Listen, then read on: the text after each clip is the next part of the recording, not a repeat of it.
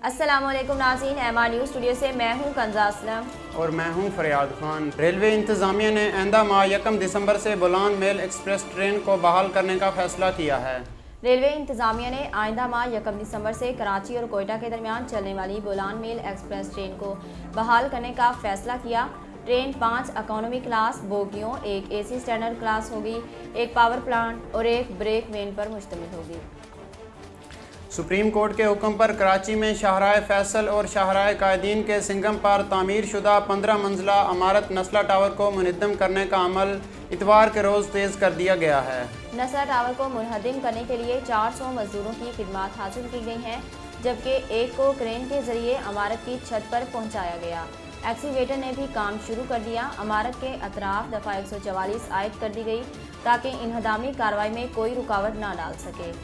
इमारत के सामने सर्विस रोड और गली को हफाजी नुक्ता नज़र से बंद कर दिया गया। पाकिस्तान में कोरोना वायरस से आज मजीद 11 अफराद जान की बाजी हार गए, जिसके बाद अमवात की तादाद 28,714 हो गई है, जबकि मुतासरा मरीजों की तादाद 28,424 है। तफसीलात के मुताबिक पंजाब में कोरोना वायरस से 6 जबकि खैबर पख्तूनख्वा में कोरोना वायरस से 5 अफराद जाँ बहक हुए, जिसके बाद मुल्क भर में कोरोना वायरस से जाँ बहक अफराद की मजमूई तादाद 28,714 है। पाकिस्तान में कोरोना वायरस से जाँ बहक मरीजों की अदाद-ओ-शुमार के मुताबिक इस वक्त सिंध में 7,621, बलूचिस्तान में 359, खैबर पख्तूनख्वा में 5,838, आज़ाद कश्मीर में 742, इस्लामाबाद में 952, गिलगित बल्तिस्तान में 186, पंजाब में 13,016 अफराद जान की बाजी हार चुके हैं। न्यूजीलैंड की हमला रुकन असम्बली जूलियन जेंटर ने सुबह अकेले साइकिल चलाते हुए अस्पताल पहुंचकर सेहतमंद बच्चे को जन्म दिया। आलमी खबरसां अदारे के मुताबिक न्यूजीलैंड की रुकन असम्बली जूली एन जेंटर ने एक सेहतमंद बच्ची को जन्म दिया, जिसके लिए इन्हें खुद साइकिल चलाते हुए अस्पताल पहुंचना पड़ा था। नाज़रीन, काहिरा से आपको आगाह करते चलें, मिस्र में शादी के अगले रोज़ ही घर के वाशरूम में नौचाओं बेहाता जोड़े की लाशें मिली।